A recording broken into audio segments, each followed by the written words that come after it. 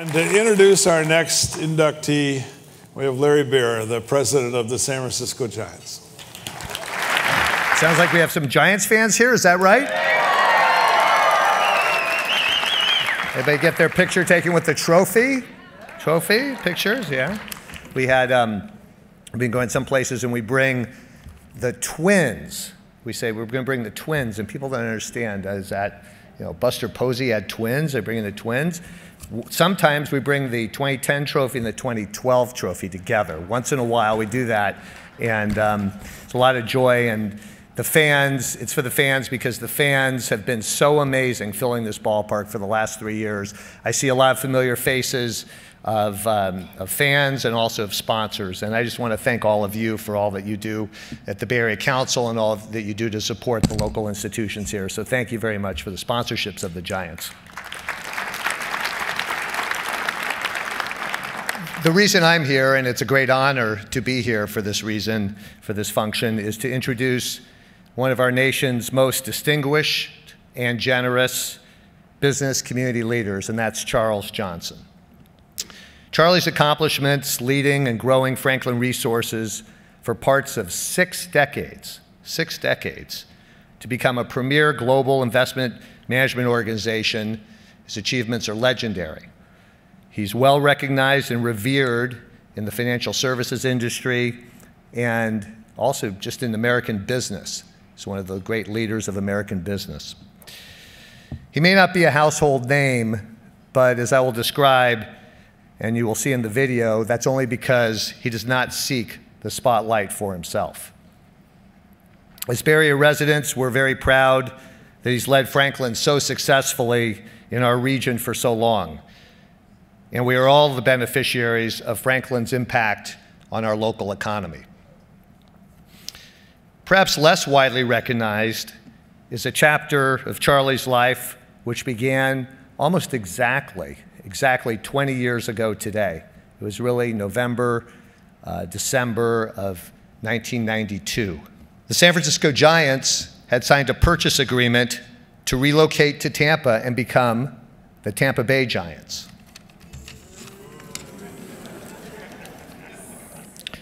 Another member of the Business Hall of Fame, somebody you've heard referenced here tonight, Warren Hellman, and I placed a call to Charlie from Warren's office to try and solicit him as an investor to save the team for San Francisco. We were simply dialing for dollars at that point. We didn't have a business plan, only we had a desperate plea to save the team. Well, not only did Charlie agree to become a charter investor and join this community effort, he also directed us to a colleague at Franklin, Harmon Burns, who ultimately became the Giants' leading shareholder. With the very sad and unexpected passing of Harmon and his wife Sue, Charlie acquired additional Giant shares, and he is now our largest shareholder. Similar to the day 20 years ago when Charlie took that call from us in Warren's office, his motivations around the Giants are clear and pure. Make it a civic asset. Run it responsibly. Take care of and empower your employees. Do not seek the limelight. And, oh, by the way, let's try and win.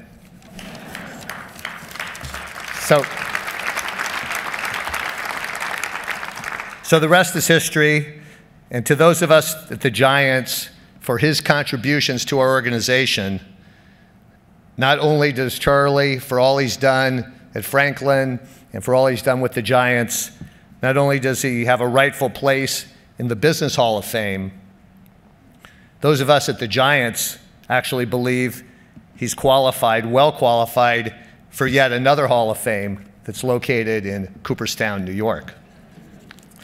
So we join Charlie's family, friends, and colleagues here tonight in congratulating him on tonight's wonderful honor. Now let's learn a little bit more about Mr. Charles Johnson.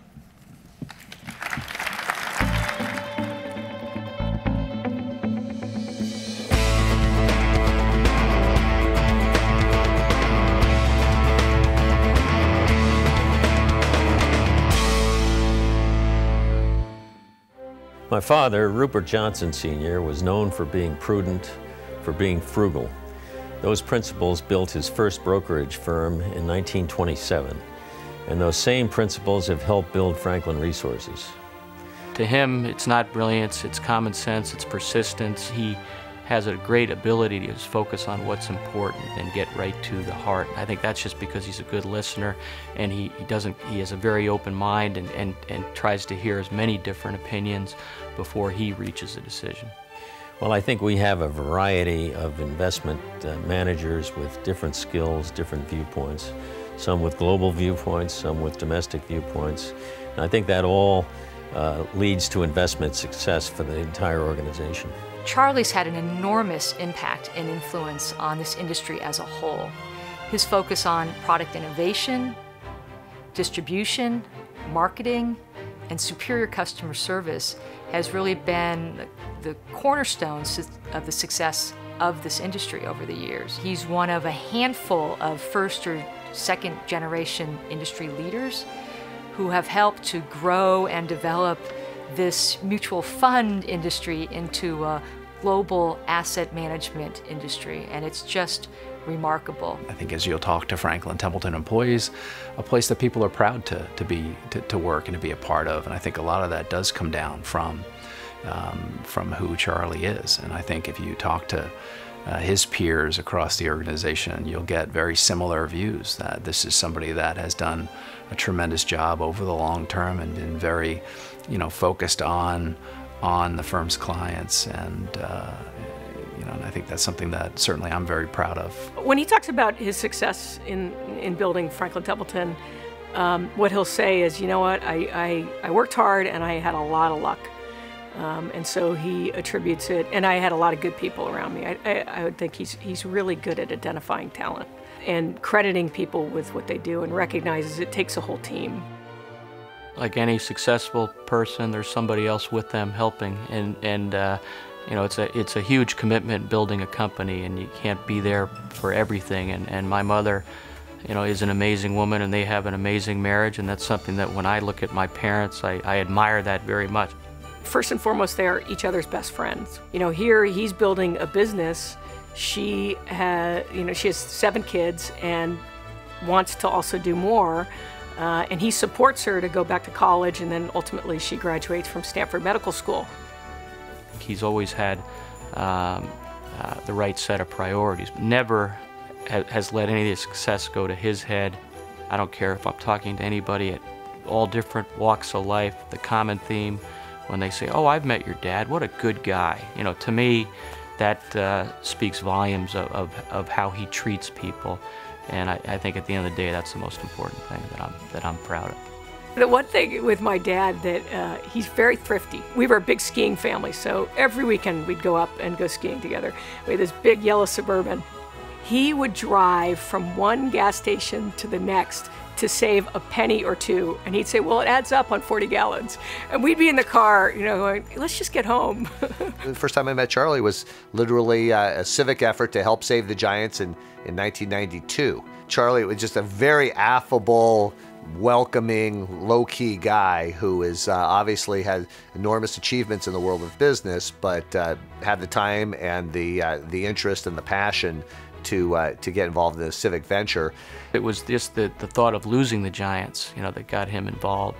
Charlie Johnson, in many ways, has been the team's secret weapon. And he's somebody that, quite frankly, every Giants fan should be grateful to, because his commitment has been invaluable in making sure that the franchise stays here, gets the ballpark built, and has resources to be competitive in the future.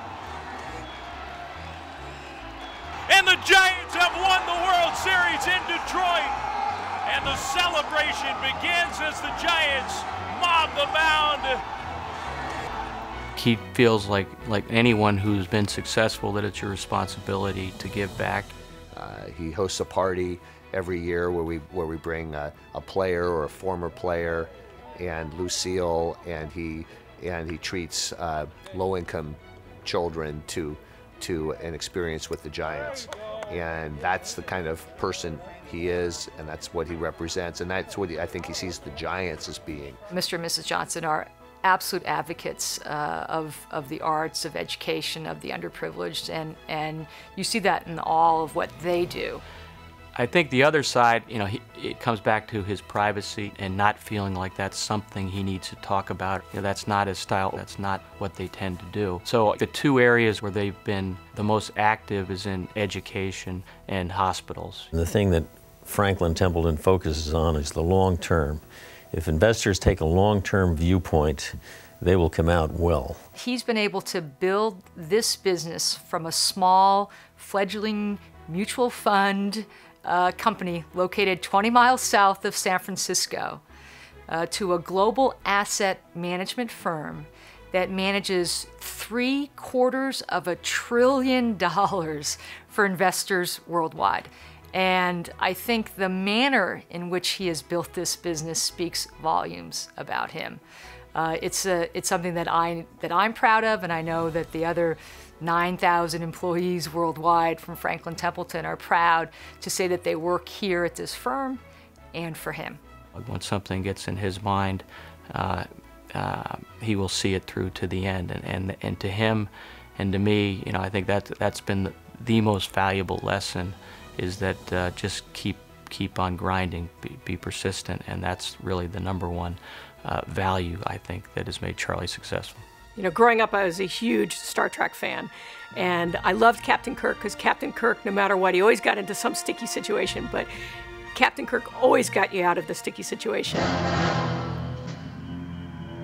Scotty, give me that power. You've got it, Captain. Just enough to move us. I can do better. And I always used to think, Captain Kirk's like my dad. My dad's like that, and he's my Captain Kirk.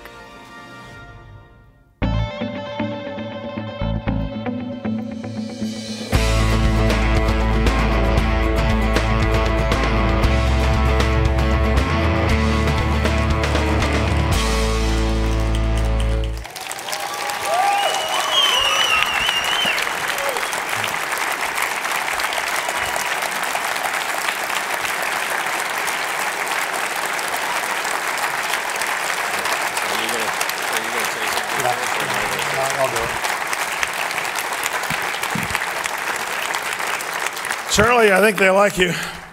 And it's with great pleasure that we induct you into our Bay Area Business Hall of Fame. Congratulations. Thank you.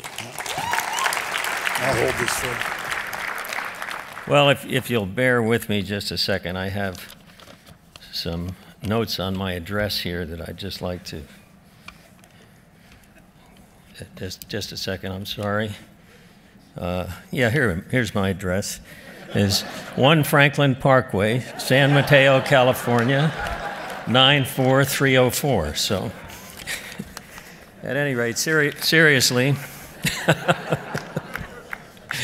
I appreciate the honor. It's a thrill when I look at the distinguished past honorees to be inducted into the Hall of Fame. Of course, something like that. I started out in 1957 with one employee in an office of about 250 square feet. And today we have over 8,000 employees worldwide. But there's a lot more that went into that, from tremendous people and tremendous contributions than myself. And I'd like to first mention my wife, Ann, who's sitting here. Ann, stand up.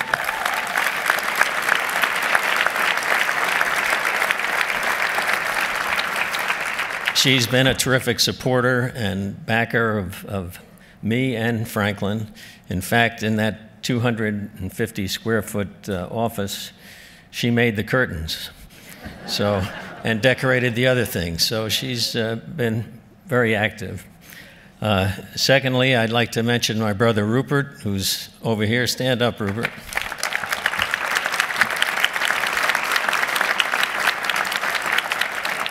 Rupert's been a great partner for almost 50 years and has been a great contributor to all facets of the business and our growth. And lastly, I'd like to particularly mention Harmon Burns, who Larry mentioned and was a big part of our growth. Harmon joined our organization when we had 40 employees, and he fast became one of our leaders. Rupert and he and I would discuss everything that was going to happen, and Harmon's judgment and fortitude and energy were really a great part in building our business. There are many, many other people, and many of them are here tonight. I'm not going to go through the list, but as you can imagine, there were a great many people who contributed to our success. I'm often asked by people about, what do you attribute? How do you get successful in the world? And I like to tell them the story about the golfer who was teeing up his ball, and he took a big swing and he missed the ball completely, and he took a huge divot in an anthill, and there were dead ants all over the place. So he then tees it up, he backs off, he wipes the ants off his club, his driver. He gets up and takes another huge swing, and he hits the rest of the anthill, and there's just dead ants all over the place. Well, he's getting ready to hit again, and there's 2 ants that have survived this massacre, and they're kind of looking up, and the one ant says to the other, if we're going to survive this, we're going to have to get on the ball.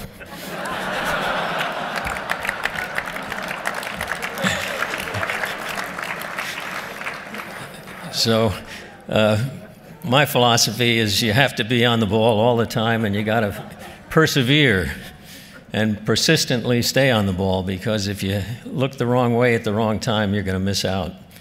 But I thank you very much for this honor, and it's really, I appreciate your all being here tonight, and good luck to everybody. Let's hope the Giants are 3 for 4.